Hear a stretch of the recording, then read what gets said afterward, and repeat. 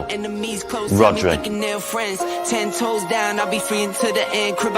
Is there anything that Lionel Messi is better than you at? It's opinions. I respect your opinions. Maybe in your opinion Messi is better than me, but in my mind I'm better than him. I do it again.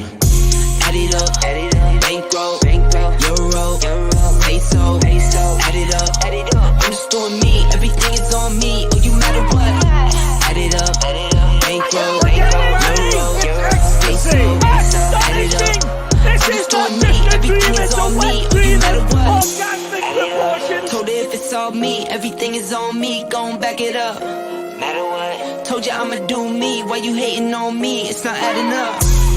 Do roll like a Mack truck, country heart, I might cop a farm and go act up. Lot of scars, I was cold hearted, now I'm back up. Keep it real, I do this once a month, I don't rap much. I just hit the money and go stack up. Only buy cars, so you can tat it up. All that other bull, it don't matter much. You only climb me, I put the ladders up. No fault, I done doubled up on the workload. I think I fell in love with the bankroll. Pray up, get money, then we lay low.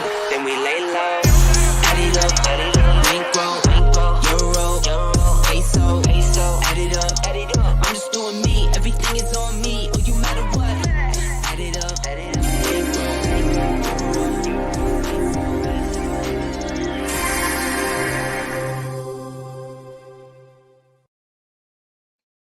Yes, guys, I'm Si. Welcome to Ace Podcast Nation, the home of Rhodri Giggs on football. We're here to talk all things football, all the biggest stories from the world of football from the past week or so. We'll also be looking forward to Craig Bellamy's first game in charge of Wales, among other things. But as always, it'll be a fun-filled 45 minutes as we have a bit of a giggle, a bit of a light-hearted look at the football. But also, as always, we'll give a bit of honest opinions, bit of analysis, all the good stuff. But as usual, joined by the man himself, ex-Salford City, ex-Bangor City, FC United, Aberystwyth Town, Mosley, and a few other clubs. Mr. Rhodri Giggs, how are you, mate? Yeah, I'm good, mate. I just made a Cardinals soon. I've gone back to work this week, so yeah, I'm still having my siestas, which is not good. So I've only just woke up. But yeah, over that, I'm good, mate. You? Yeah, I'm good, mate. It's been a painful start to the season for Cardiff fans, but it's apart from that, it's been alright. Like obviously, it's been a real strange week, mate. I've got to be honest. Like obviously, the start of the week, you're like, football, it's rubbish, blah blah blah.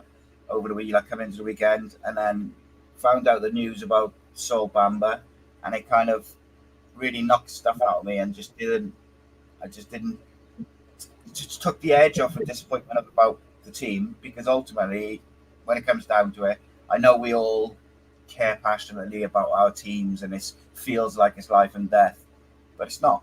And the world and football, but most importantly our family and children and friends lost an incredibly good man, and sad times. But we did we set up between myself and a couple of other City fans, and then we got on board with the official supporters clubs and the fan advisory board at Cardiff, and the official supporters club. We've all kind of come together now, and we've got this GoFundMe which is already over £4,000, so we're going to get some real good tributes going for Sol in the coming weeks. So I encourage anyone, you'll see it at the bottom of the screen, if anyone would like to donate. But obviously I know times are hard, cost of living crisis and all that, but if you can't donate to it, then please do just share it everywhere. Like it's quite fitting really in some ways that the first home game that Cardiff have following Sol's passing is against Leeds United. He was captain of both teams, so strange how that's kind of worked out. But there'll be tributes of all kinds going on, not just over that weekend, but obviously got the Derby game before that away at Derby, and future games as well, mate. Did you ever come across Sol on your sort of travels in football and coaching and these things? I don't think so. I don't think so, no. I may have done, but I can't remember now. I think I said the other day, like when I did a show, I only spoke to him I think twice, but what a guy! Like just like one of them people where like some people when you're speaking to them, they're listening to what you're saying, like they're really like genuinely listening and taking in what you're saying, and they're giving you their full attention. And obviously I'm friends with a lot of people who who played with him, who know him, and it shook everyone, mate. I think it's real sad, and I think I'm glad to see that all the Cardiff fan base has come together. And to be fair, mate, there's Swansea fans who donated to that GoFundMe page. There's, I think, a couple of Leeds fans and stuff. Like, when these things do happen, football fans, regardless of rivalry, tend to come together. And I think that's the one sort of, I don't know, like positive is the right word, but I guess it's one sort of positive feeling after a very negative, obviously. Still in his 30s as well, isn't it? Say again, sorry, mate. We're still in his 30s as well. He's 39. Yeah. It's mad, isn't it? It's sad, mate. And like, football aside and everything like that, he's obviously got a wife and a family and stuff. It's no age at all, mate. And it's sad stuff. Which I decided on Monday to do a show. I was like, I'm in an hour in Sunday and Monday whether to do shows, and just didn't really feel like talking about football. And I decided, like on Sunday, that I was going to do it and kind of try and find the right words and stuff. But also because Sol Bamba was very much passionate about Cardiff, very passionate about football, and I felt like the best way I could probably pay tribute to him is to do what we do and talk about football and talk about him. And I was lucky enough to have one of his friends in Paul Abandonado join me on Monday, and he was able to kind of put into words much better than me the kind of guy he was, because he knew him, he knew him more. I met him twice, like in passing, but Paul was close to him, and he spoke really well, and it was good. We will continue to do so. We'll continue to do what we do and talk about football, but we'll also continue to share that link and try and get that GoFundMe up as high as possible, so we can continue the tributes and stuff to Sol and make it the right way, mate, at the end of the day. No, 100%. Just sad, like you said, 39, no age. No, that's it, mate. That's it. So I wanted to make mention of Sol, because me and you haven't done a show since, so it makes sense that we pay tribute to him and speak about him. And we will kind of move on to football things. I just seen a really weird story, mate. Chelsea have left out Cole Palmer, Ben Chilwell, Wesley Fofana, and Lavia out of their European squads. Are you surprised by that? By Chelsea? No. Cole Palmer, mate. Yeah, it's just strange. Weird. Not surprised by it. It's just strange. Yeah. Why in hell would you leave your most influential player from last year out of the squad? So it's just strange. It's just strange behaviour. Just give him an 8-year contract. 8 years and 200. 8 years and 200 grand a week. Why is he not playing? And there's no way, by the way, just to say up front, there's no way that he'll still be at Chelsea in 8 or 9 years. I'm telling you now. But that's another story. So, yeah, the explanation seems to be that they want to manage their workload. So, like, Lavia, I could understand. Fofana, I could understand because they've had Ben Chilwell, I could understand all three of them because they've had injuries. So you want to, it's the Europa Conference or whatever. They got a ginormous team, a squad of players. So I can understand leaving those three out.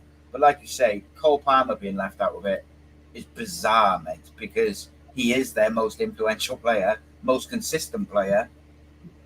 And regardless of what people think of the Europa League and the Europa Conference and all these competitions, they're there to be won, mate. And it's a new format. So you'd think they'd want to, go as far as possible, really. It's an odd one, mate. It's an odd one indeed. I want to start with your team, mate. We'll get to my team in a bit later on. I've seen some Borough fans in the chat already. What a very one-sided game that was, as have been most of Cardiff's games this season. But the Manchester United versus Liverpool game, right, mate? So, look, I text you, winding you up and say it's going to be a cricket score and that. But actually, the first 20 minutes or so, I was like, this is what a Man United-Liverpool game should be. It was like end-to-end, both teams playing well. It was really good. And then Liverpool had a goal disallowed, fine. And then United just didn't seem to have like that. In the final third, they just had nothing from those players in that final third. And then Casemiro obviously makes mistakes, gives the ball away. But Liverpool, it was 3-0, but I don't think it was as one-sided as people are making out. It was a very strange game. But first of all, tell me what you thought of United, what you thought of the game, what you thought of Casemiro, because I want to talk about Casemiro in a minute, because I think I thought Jamie Carragher was quite disrespectful the way he talked about him. But let's stick to the game first and we'll move on to that in a minute. Well, I was playing a charity game on Sunday, so when it finished at 4 o'clock, so I had a choice of do I watch half of it or do I try and get home for half time? So I did that. So I kind of missed the first half. But I kind of watched bits of it back, like how the goals and stuff like that. And I obviously watched the second half. But the first half is just mistakes, mate. Goals change games. And if you're giving mistakes away and that higher quality that Liverpool have got, you're going to get punished. They've probably got away with it against Fulham. They obviously didn't get away with it, Brighton, although for me they were a better team and they should have won.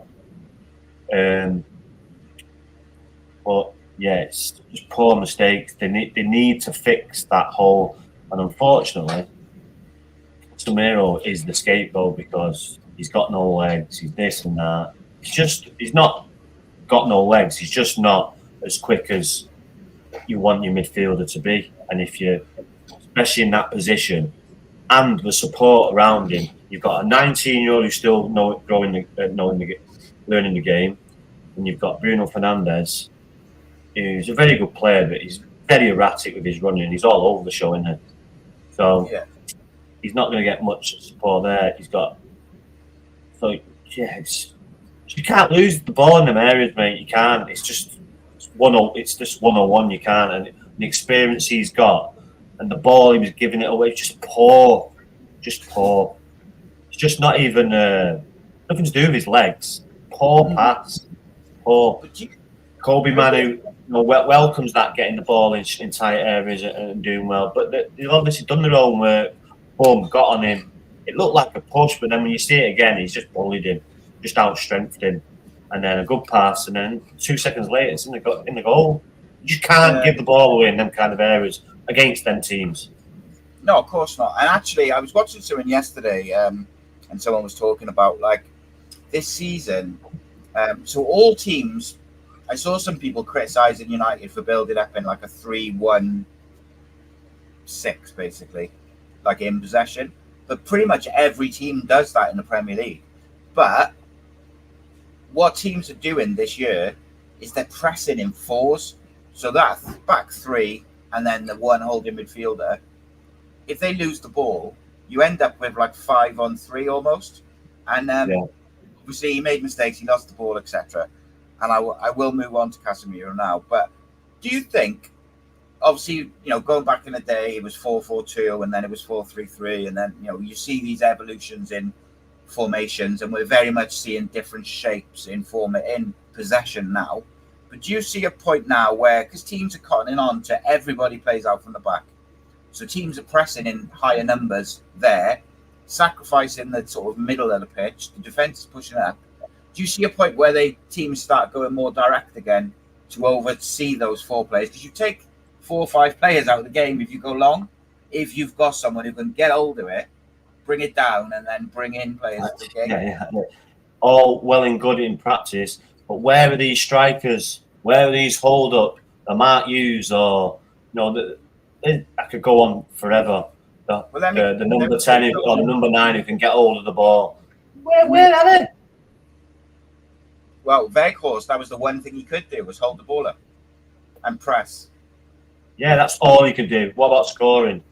Yeah. So you need to do the whole. So you need to have the whole package. It's all right being great. So it's you have to be the whole package, and there's not many about now. They all want to be wingers, strikers, or it's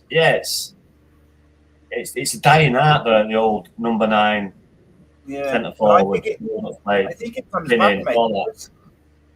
Like obviously, coaches these days, and you will know, with doing your coaching badges, like coaches and managers these days, they're constantly. And Craig Bellamy talked about it in the interview which I did with him, about they're constantly trying to create overloads wherever the ball is on the pitch, so they can overload teams.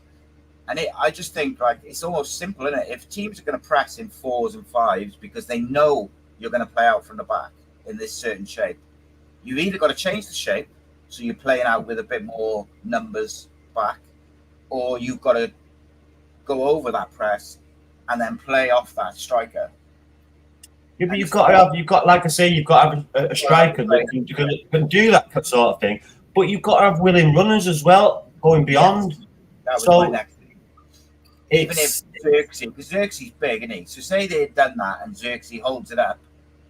Garnacho, Rashford, Bruno, I can't remember any of them breaking a line and running in behind the whole game. Well, out of the 3, Bruno does it now and again.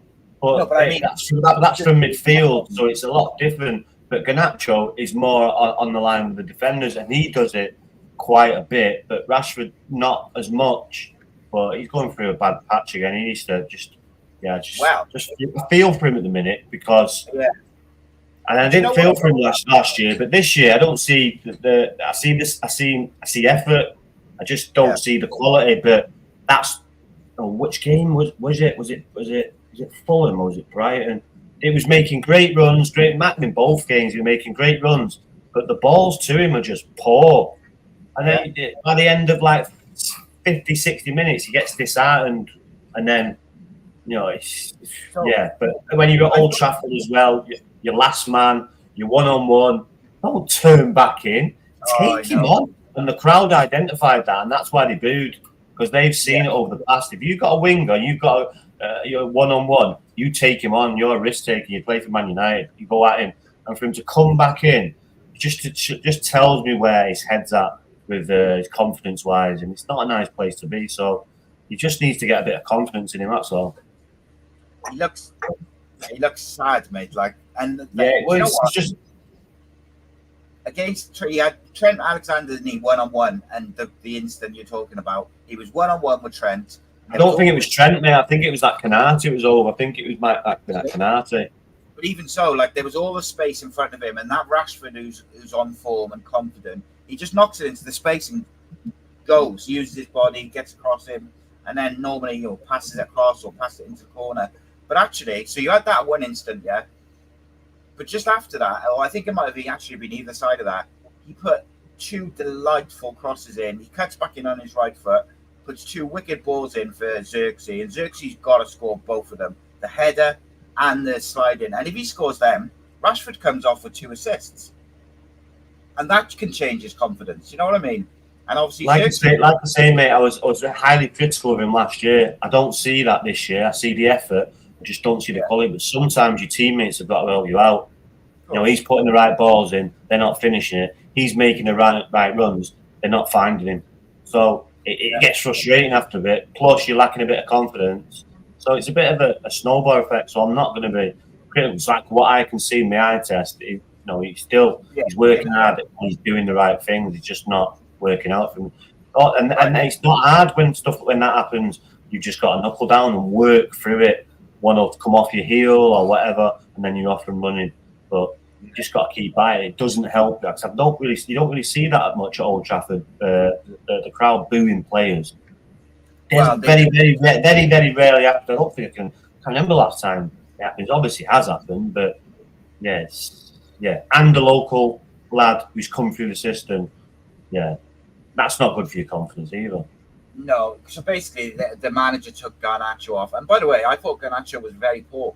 And I thought actually, out of the two, I thought Ten Hag made the right choice. When you look at the game, the second half overall, Rashford created chances.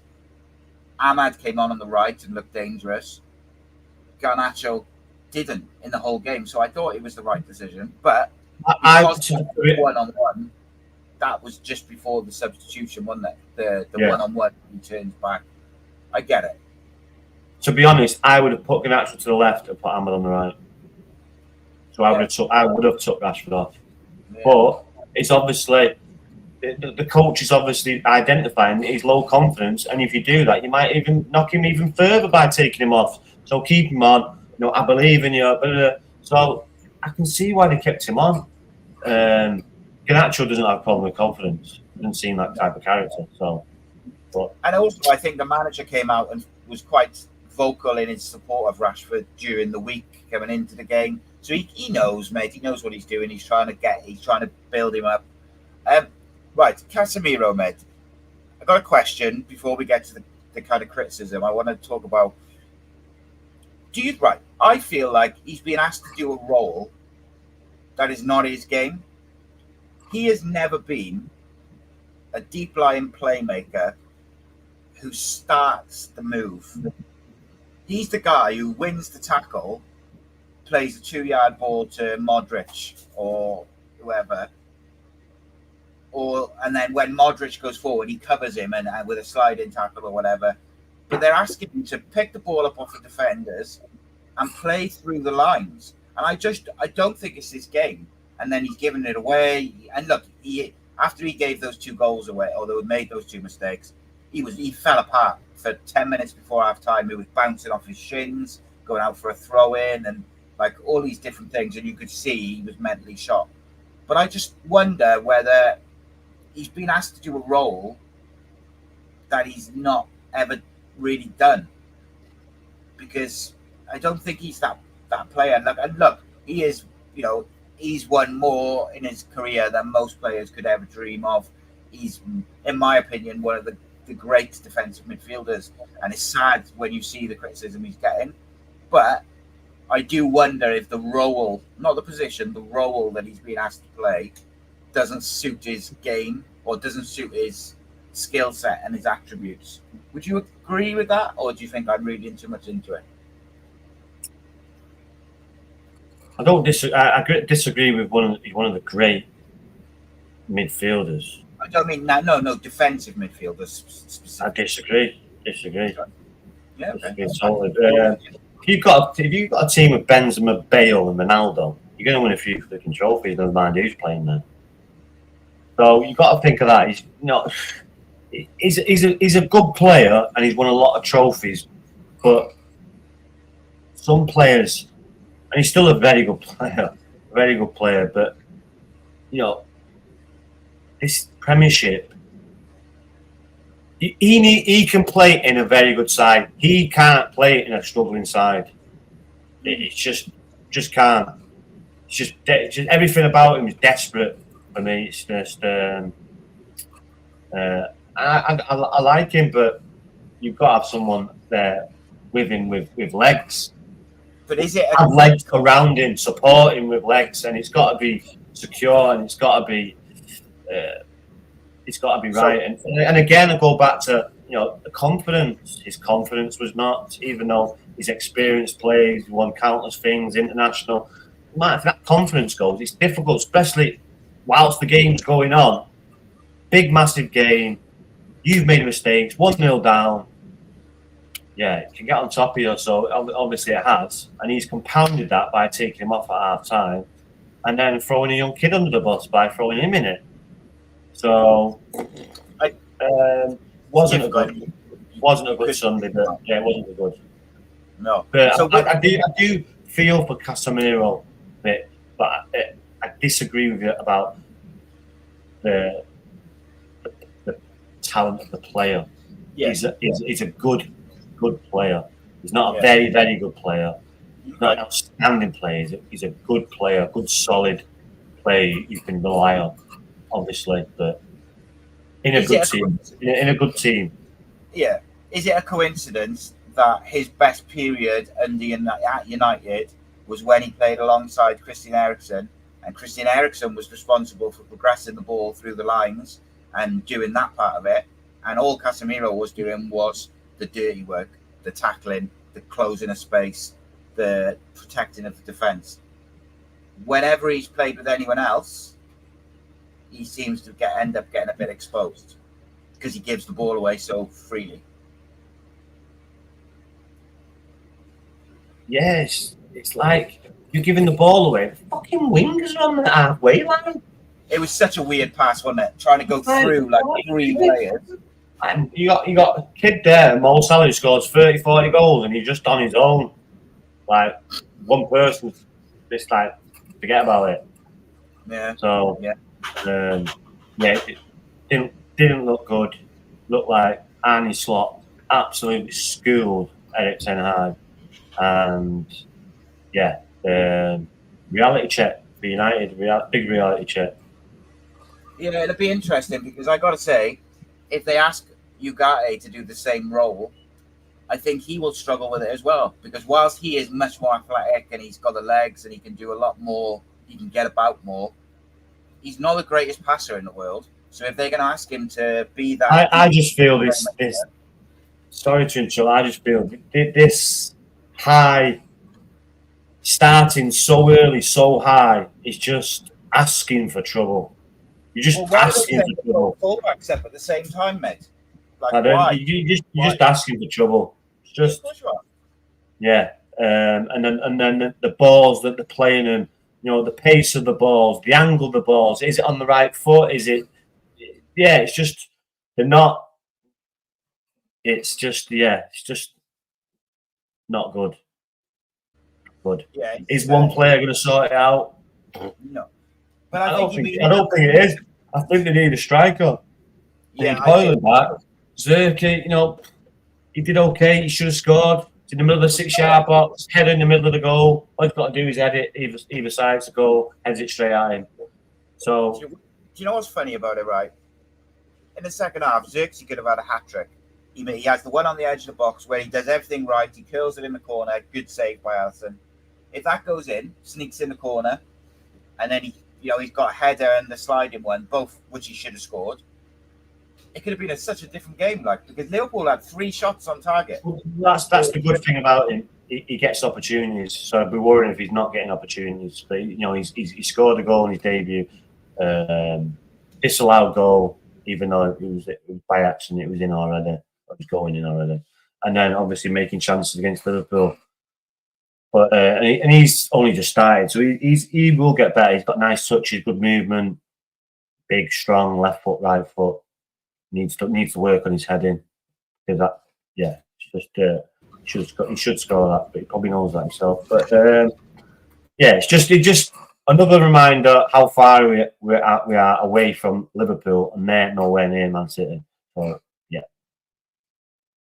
yeah, I saw him. I saw a clip earlier, right, and it's I think it's from America, and it's a group of 8-year-olds maybe, and basically in this clip they play out from the keeper to the fullback. The fullback plays it across the area, across the goal, which was an obvious no-no. But basically, they keep it. They pass, and they score. And people have been quite critical of it because they're saying this is why there's no strikers in the game. There's no flair players. There's no Maradonas because it's coached out with the kids, 8 that just all pass, and you get no individuality. They're all overcoached. So whilst it's a beautiful goal to watch, the passing's great. I wonder, Will's just said there, this teams are playing with one up front in youth teams, so there's no number 9s. They're all forwards who can play wide or through the middle. It's a strange thing, mate. I get the game evolves, but I'm not sure it's evolving for the better, mate, to be honest. Just my opinion, though. Yeah, no, totally agree. That's why I was saying to you before that where the number 9s, where's the Gabriella Batistutas, where's the Chris Suttons, the Alan Shearers, the Robbie Fowlers, the Dwight Yorks, the Andy Coles. I can go on and on. Teddy Sheringham's. Hold on. I think what I mean. All about the wingers, come strikers.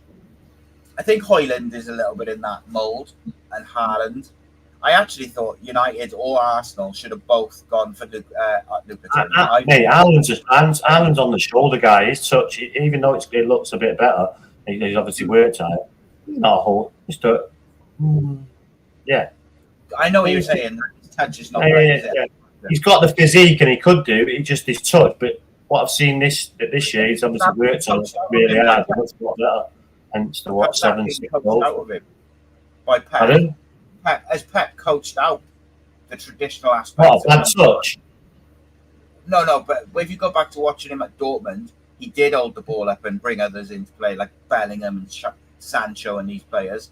But now they want him to almost shift it within 2 touches. They want him to run in behind, or they want him to run like it's different the way they play. And I don't know. I'm just asking a question, I guess. He looks very, very sharp to me. Very sharp. Yes, indeed. I thought Arsenal and United should have been in for Ivan Toney. I thought he would have been great for both of them. For United, they need an out-and-out number 9 to take the pressure off Højlund a little bit, because I don't think Xerxes that.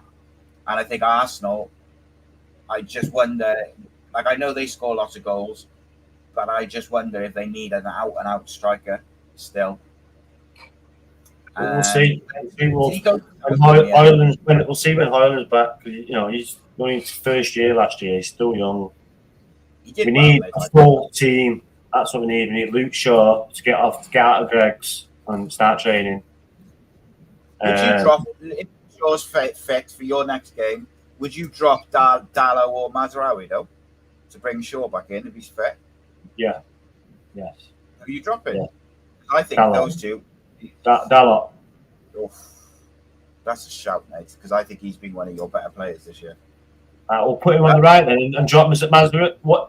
Shaw's coming back. You need that stability. You need that. What's the word? Balance. Consistency. Yeah, fall off. Rashford and Shaw are a very good partnership. It's get you right. Get your strongest team on the pitch. Stop this fucking about taking centre halves up after 75 minutes. What is that about? Trying to keep what is that about? I thought Delit looked real good, by the way, for the first. Maguire looked good before he took him off on the Fulham game, and then it's like weird. Never want to mess with your back four if you don't have to. So what's he doing? Draw some balls. There's me back two there. Until you make a mistake or you fuck up. Yeah, that's my back four. Not, I'll give you 15, give you 50. Like, what? Yeah. Just want to go into everything that you never mess with your back four, especially if it's doing well. Well, what do I know? Lastly on United, mate, do you think the way Jamie Carragher talked about Casemiro was disrespectful? I saw Rio Ferdinand was quite vocal about it. He said, like, it was really, really disrespectful the way that he kind of spoke about him, said he's finished and this, that, and the other. Should he be a bit more careful with his words because he's on TV, or do you think it was refreshing? I'm a big NFL guy, right? Big NFL guy. I also watch American sports. Jamie Carragher is the equivalent of Skip Bayless. Just talks. Yeah, just a guy that talks shit. Negative. He's not even won the fucking Premier League. No, he's just a TV character now. Gets things. It's like a Gabby Abongo. Just says things for a reaction.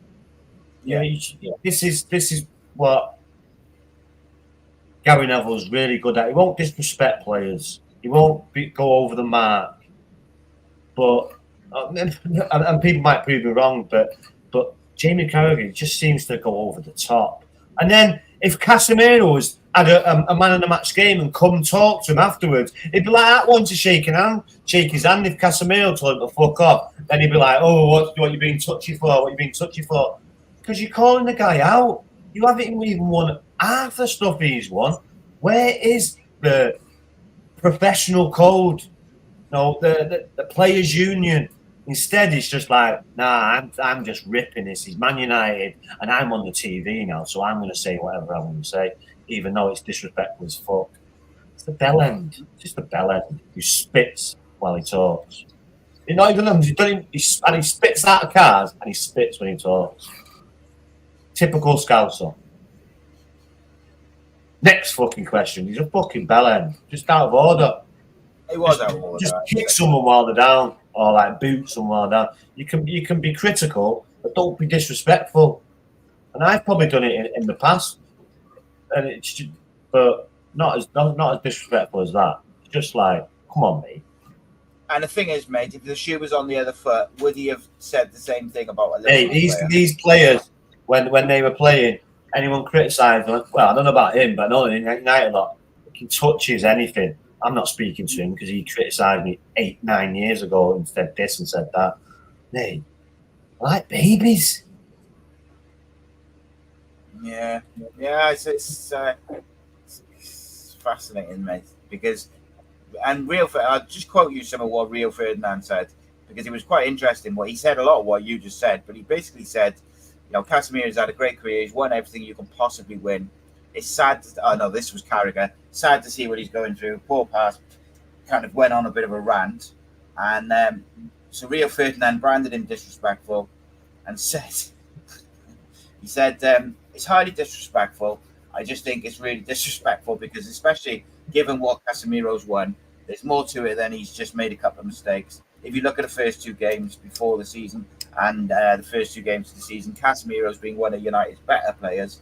I think it's easy to say that he's gone or he's finished, but actually, if you watch the games, it's not that. And then he kind of makes it. He has a little dig about the fact that Jamie Carragher hasn't won the Premier League. And yeah. But yeah, I watched the reel. I sent it to my mate a couple of days ago. There's a reel where they're talking about winning the Premier League, or and then Jamie Carragher. It was a reel that come up on my Instagram, and Jamie Carragher, it only takes that one player. We almost won the Premier League when we bought Leo Suarez. And then all you hear is Roy Keane pipe up. Yeah, but Jamie, almost. You never won the Premier League. And it comes to Jamie Carragher and puts some song on. But yeah, it's just not a bad guy. I agree. He has looked okay. It looked like he's had a good pre-season. He wants to prove people wrong. He's just, sometimes your teammates have got to help you out. But yeah, if you give a ball away like you did, no, come on. You've just got to focus, and he's too experienced to give that ball away. Take a touch, relax. Yeah, just don't give the ball away in them kind of areas, and he'll know that. A bad game, but we'll see if he recovers. I'm sure he will. At the end of the day, mate, everybody has a bad day at the office, don't they? Let's face it. And it was a bad day at the office for Casemiro. I think there's a way to. You stick him in there. You stick Casemiro in Manchester City's team, and you watch. Yeah, I bet. Or you stick him in Liverpool's side, and you watch. It's just at the minute he's getting exposed because they're fucking all over the place. But United are in this weird. They're halfway through a rebuild. They've just got rid of a lot of players, and I think people forget what a mess that club was in. And I accept that United, Eric Ten Hag's got to do better at certain things, and he's got to get it together. I accept all that. There's standards, but he's also halfway through a rebuild. Hasn't got all the players that he's signed and fit and whatever. They're all coming in, or Ugarte wasn't ready, and blah blah blah. And people going, oh, well, Slot's only been there for a couple of games. Yeah, but he had a ready-made team, so they only had to sign one player who wasn't in the squad. They didn't need to do anything. United had to tear everything up off the field and on the field, sell players, and they've left themselves a bit short, United have, because they're so desperate to move certain players on that they're fed up of being there for years, that they've actually probably left themselves a bit short in certain areas. But because they're halfway through rebuilding the whole bloody club, it's weird, mate. It's weird. But we live in a world where we want instant reaction, instant. What's the word? Gratification. Instant gratification, instant change, and it's just some things take time. But you have to be hard to beat. You have to be hard to beat. Brighton, I said before, we were a better team. We were unlucky. We should have really won that. And that Liverpool team, that Liverpool game, it's just like, oh, you should be hard to beat. What happened to last year when you drew against them twice? It was nice and compact, nice and tight. It just looked, Dalot, Mazraoui, halfway line. Yeah. Give the ball away. There's 3 Liverpool players right in front of you. You just passed it to them. Now they're running at you. It's just lack of judgment. But you know, it's not a hanging offence. But it's not good. I want to talk to you about the Ballon d'Or in a minute, but before we do that, obviously, as per every year, we're raising money for charity through the Super Six Prediction League and the FPL. We're raising money for the Free Kicks Foundation this year. That's one of the charities. Excuse me, sorry. So the update for the week in the FPL last week, Paul Cartwright was the highest score with 92 points. Owen Jones is currently top of the mini league going into the international break. In the Super Six, Max Flint took the highest score crown, but it's Cardiff City legend Cohen Griffith who's tops the overall league. In terms of myself and Rhodri's battle, it's getting a bit more interesting, shall we say, because I've actually tried to work out what I'm doing with FPL for the first time. So this week I scored 63 points, but I was minus 16 because I made some transfers because I realised I'd made some errors. So that was 63. I was happy with that. Made some errors 2 weeks in. Go on, sorry. Yeah, it's because I didn't know what I was doing, mate. Let's be honest. So I kind of know a little bit what I'm doing. Unfortunately, 16 points is a big deficit to start with. And if it weren't for those 16 points, well, I'd have beaten you. But there we go. There's no ifs or buts and no excuses. Right. So 63. I'm on 200. I'm on 221. Yes, and I'm on 100. Hold 1 minute. Hold on, viewers. I've got to scroll down. It's going to take a bit. No, mate, you don't want to go down that road. I'm telling you now, we haven't done this. 48, second from bottom with 148. Yeah. So that 16 points would have brought you only 50 points behind me. I know, but that's not what I said, is it? What I said is, 50. When you add in those 16 points in, I would have had 3 weeks. 79 points for this week. So what that means is, this week I would have beaten you. So as far as I'm concerned, now it's a bit like you making excuses for the last 3 seasons in Super Six. Now that I'm doing it properly, we'll go from this week and we'll see where we are. But in terms of the Super Six, it's getting a bit one-sided and embarrassing. Although you did turn up a little bit this week. You scored 9 points. Well done. I scored 12 again. I don't know. I think you're down. Did you see how much I beat you by last year? The viewers, even Will said, Will said you've got to make it interesting for the viewers. So give Si a little start. Ask Will. I spoke to him about it outside. Will will tell you. I said I'll do that. No problem. Well, let me speak. Really interrupted me. You finished? Yeah. So ask Will. He'll back me up. Spoke to him outside. That's all right. Not a problem. Give Si a little start. And then we'll start. So I said, all right, I'll give him till after October next week. Well, at least if you win this league, mate, if you win this year, we'll be level, won't we? 2 seasons old, because for a while it was getting embarrassing. 2-0 down. You lost for 2 seasons. FPL, I won't be beaten. I'm on it. You're two behind. You're like 70 points behind. You finished 70, like 3 points. That's a poor start. And that's only going to get higher. Because every week I beat you. No.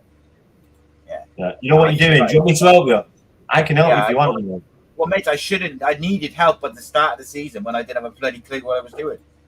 It's too late now, isn't it? But it's the sort of guy you are, innit? Any little advantage you can get over me, you needed it. So it's okay.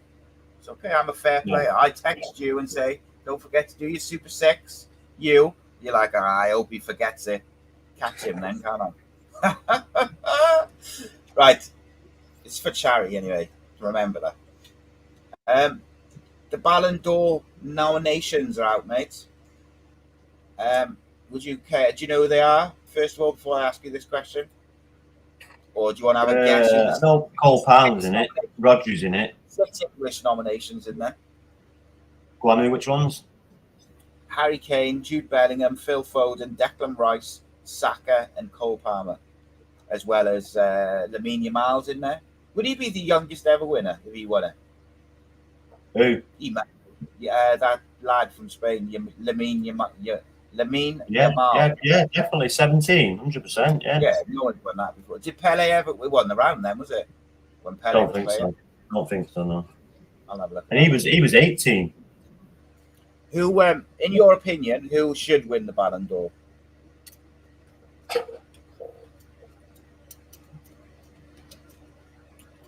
Rhodri. It's difficult, isn't it? Rhodri?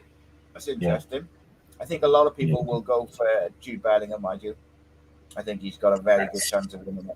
Yeah. But for me, to go 60 games unbeaten, every time you play a game, you win. Yeah, I think that's fair. Yeah, I don't disagree with that.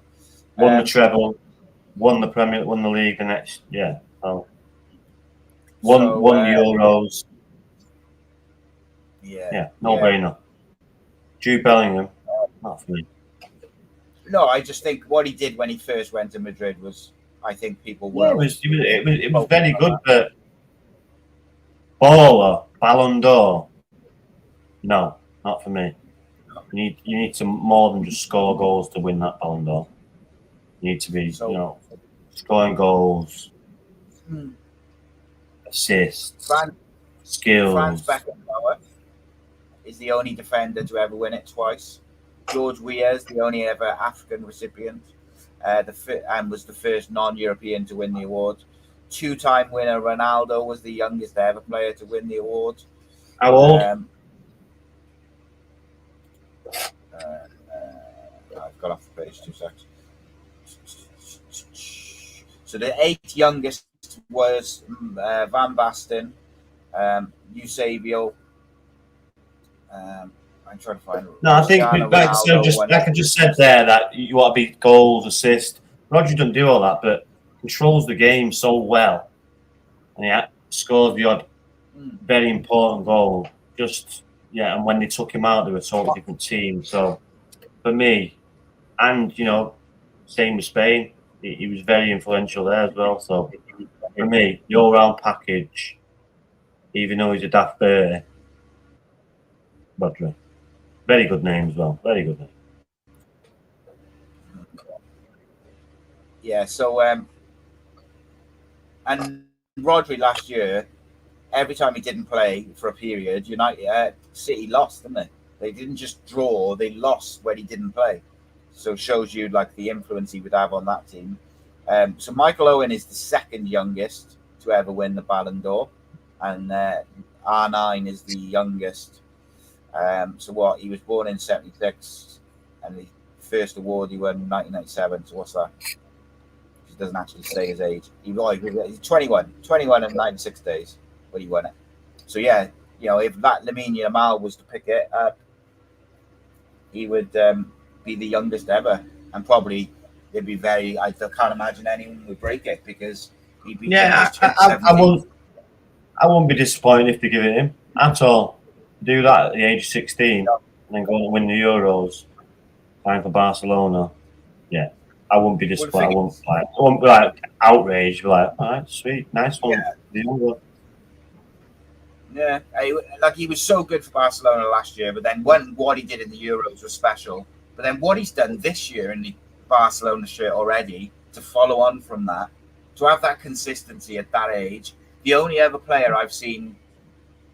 I suppose he's a bit older, but the players who remind me, 16, 17, who come in and done a job and been that consistent, the only ones that really spring to mind is Rooney and your brother, who was 17, 18 when he came in. Everyone else, they took a couple of years to really find Raheem Sterling as well. Yeah. But like even Cristiano Ronaldo didn't find the consistency, did he? Until he was like, Well, he was 18, only 18, 19.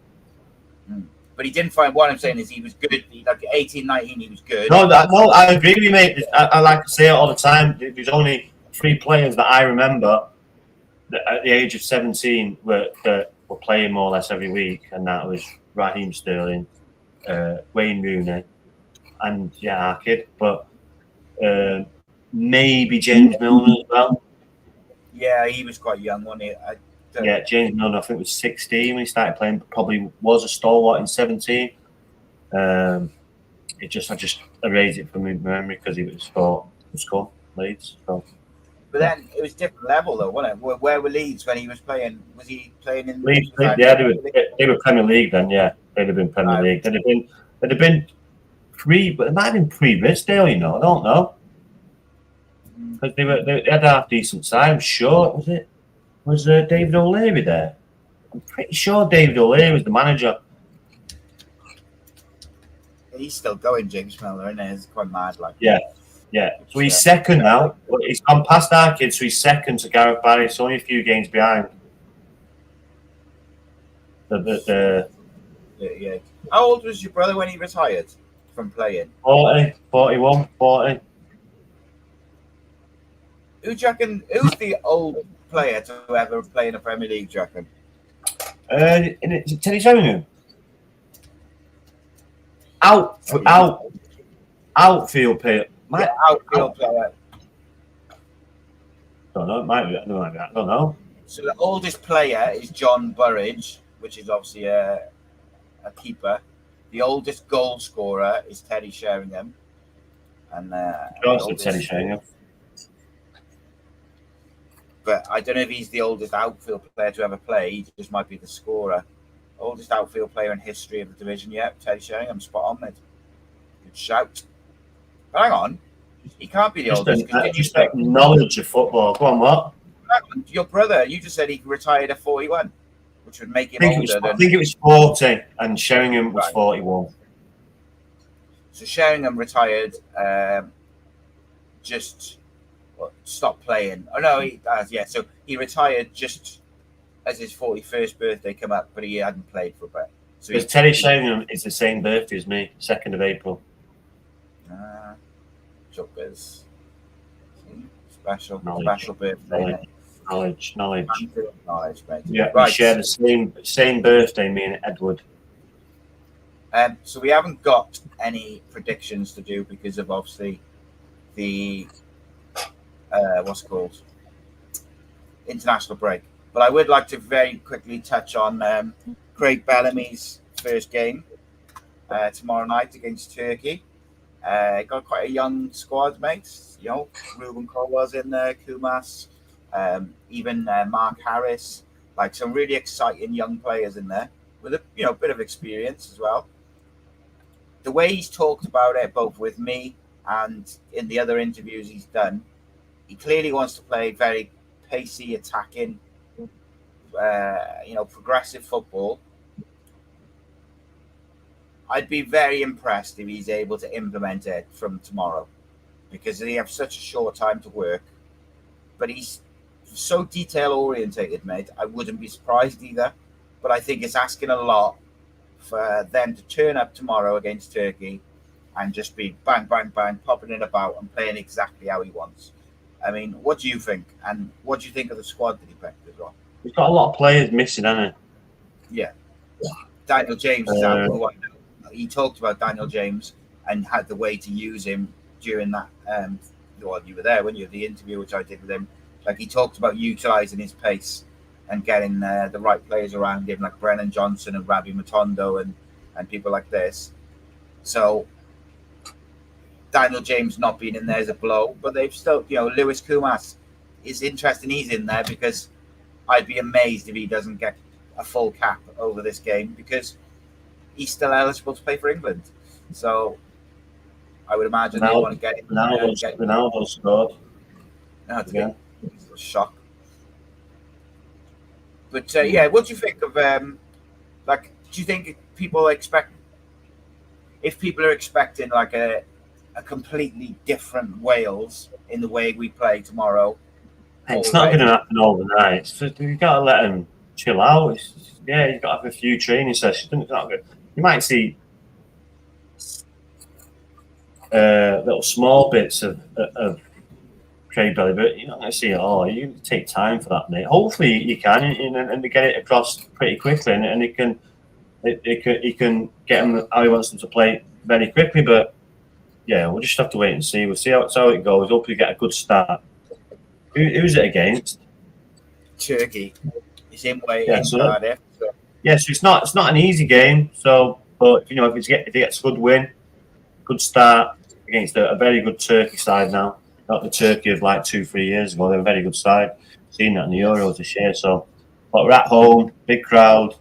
Get behind the manager and get behind the boys, and expect a home win. They've got he's got some real good coaches around him. He's pretty much got all the coaches he sort of alluded to in that interview. And the way he talked during that couple of hours with me, like, I really believe that if he can get the fans in that room to buy into what he was saying and listen to what he was saying as well as he did, I believe that he will do that with the players as well. My only question is, they only reported to him on Monday, so was like 4 days of training. It's not much, is it, to implement your ideas? Well, you may have had a couple of double sessions in there. You may have work on a bit of extra stuff. Where they stay, the Vale of Glamorgan. Yeah, they got a pitch and everything's there, so it's like so they stay the Vale of Glamorgan, everything's on site. It's training for an hour, or an hour and a half. You've got a lot of time to kill, so I'm sure the set pieces, meetings. So I'm pretty sure that it's probably an overload of information, but hopefully you can take it on board this week and like I say, and see what the boys do. Yeah, I think we'll see Owen back, who is Ian Rush's nephew, plays left back for Liverpool. I believe we'll see him on the left with Nico Williams on the right. I think, you've got Ruben Colwell will be on the bench. You'll have Brennan Johnson, I think, will play as the number 9. Ramsey just behind, and I think he'll get lots of legs around Ramsey. He'll have Ampadu in the deeper midfield. You'll have Lewis Kumas, Harry Wilson, and he'll be looking for those. He talked about it, didn't he? Overloads and pace, and it'll be interesting. But I think I just hope a good team, mate. He's still got good pace. Brendan Johnson, good pace. So still got a good team. So, and they're at home. Hopefully, it's probably a full crowd. Get behind him, and where's it at? Cardiff, yeah, and Cardiff City Stadium, yeah. So mostly likely it'll be nearly full. Hopefully, it will be full. And see how they go. Yeah, I just hope that people don't expect too much. It's pretty much all the tickets are sold now. 28,000 capacity. Be live on BBC iPlayer. Be interesting, mate. Be really interesting to watch. See, because look, let's be honest. That Robert Page side was not the best to watch at times, and also, that Poland, the playoff game. I mean, we did a watch along, didn't we? And we were so frustrated with it. You had Rabi Matondo on the bench and Aaron Ramsey on the bench, and you had Poland didn't look good in extra time, and we just didn't go for it. And then we lose on penalties. So it'll be interesting to see if there's a big difference in the way Wales play. I think it's fair to say. Give us a score prediction, mate, just before we finish. 2-1 home win. Go on, boys. I'm going to go 3-2 to Wales. I think it's going to be a high-scoring game. But I do think Wales will win. Not that I'm biased whatsoever. Hey, did you see that knockout with Dana White Contender Series on Tuesday? I haven't seen it yet. No, is it a good one? Oh, my God. You need to watch it. Just legs goes, do they? I'm not going to tell you. You just need to watch it. Yeah, it's on my list of things. 13-1 underdog. 13-1 underdog she was. Ooh. Check it out. Dana White. I haven't seen Dana like that for a bit. He was buzzing. He was like, okay, now. Yeah, I'll have a look at that. So there's Yeah, been some it good was fighters. two women as well. 2 women. One man, it was 2 women. Oh, was it? Yeah. I'll have a look at that. But that contender series, mate, I think it's been quite successful. There's been some real good fighters come out with that and gone on and obviously Oban came through that and knocked that guy out. Sugar Shane come through that as well. O'Malley, didn't he? Yeah, I think he was in one of the early series, wasn't he? Or was it the Ultimate Fighter? One of them, anyway. Not sure. But I used to love the old school Ultimate Fighter. They kind of bought it down. No. Where Rampage just ripping doors off. Yeah, they were the good old days, mate. They were. But like, yeah, they ripping doors off. Yeah. He turns to Dane and he goes, "We need to get better doors." But they used to. What they used to do is they used to just put them in the house, didn't they? And then they began drunk and I was going to leave. Yeah, Sean O'Malley was on season 2 of the Contenders. So that's what I mean. They've got some real good fighters out of that, and I think it's because it's all about the fights, isn't it, in the Contender series? Whereas like the Ultimate Fighter was about the fights, but he also had all the shit with the house and that. So yeah. NFL starts tonight as well. Chiefs against Ravens. Let's effing go. Boom. My team, I'm a Raider fan. Yeah, we got no chance. Vegas. Used to be Oakland. Used to be LA. Now Vegas. Well, they used to be LA Raiders. They used to be Oakland. Original from Oakland. Then they went to LA. Hence NWA used to wear LA Raider caps. And then they went back to Oakland. And now they are in Las Vegas. And they are in Las Vegas to stay. Woohoo! Let's go! Well, that American. They all like moving around then. Do they? You've seen the stadium in Vegas? It's unbelievable. As you come in the strip, it's like strips on one side and this like, what's it called? It's called, they call it the Death Star. Yeah. See, Ravens are a good team. They've got Lamar Jackson, they've got Coach Harbaugh, and they've got a very good team. They've got Derrick Henry, which is a beast of running back this year. So Baltimore will be thereabouts, but they are playing the Super Bowl champions today, Patrick Mahomes. So we'll see. It's a good game. I'll probably watch the first half hour. It doesn't start till 1. And then Bobos. I'll get the highlights in the morning when I'm back in school now. Yeah. Sweet. Right, mate. I shall speak to you over the weekend, without a doubt. But we'll be back next Thursday for another episode. Patreon members can ask Rhodri anything at the moment. There's a post up for the members in the Patreon app where you can ask anything. We're going to film that at some point, I think, soon. But if you're a member and you want to ask the questions. There's been a couple of United ones, a couple of UFC ones, a couple of someone asked about cryptocurrency. Ask anything you want. Should be fun. But make sure you share the Sol Bamba link, which is all on all our socials, and also going across the screen now. If you can't donate, please share it, and let's just get it as high as possible to pay tribute to a great man. In the meantime, we'll be back next week. And if you're a Cardiff City fan, make sure you subscribe to Cardiff City World in a bit.